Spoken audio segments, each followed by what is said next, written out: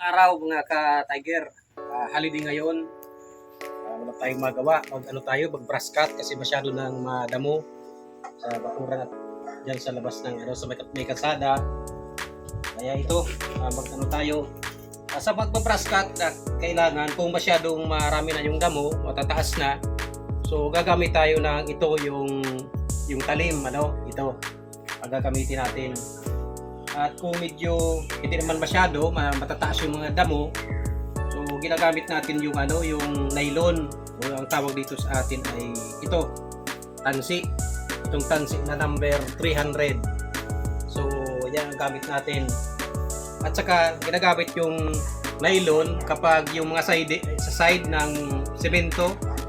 So itong ginagamit natin para hindi masyadong tumatama ito kapag kasi itong blade talagang tumatama ito sa kaya medyo mahirap na. At sa pagpa-brush cut naman, kailangan palagi tayong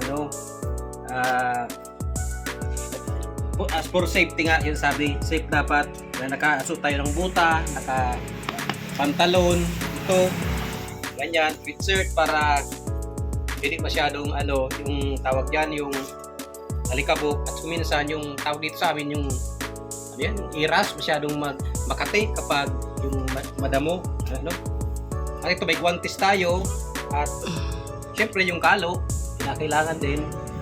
At yan, kailangan tayo tumamit dito na kuminsan goggles, so kaya itong shade pwede na para doon sa mga baliliit na batong tinatamaan ng blade, kuminsan tumatalsik, so mahirap na kapag ito ay tumama sa mata.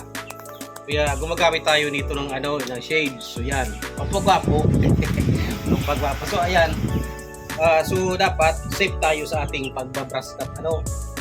So ito na, simulan na natin. So ang gamit natin ngayon ay nylon kasi yung hindi naman masyadong madamo yung natin, yung brush cut natin. So mag-i-start na tayo ng buhayin yung makina ng ating brush cutter. Sana madaling mabuhay.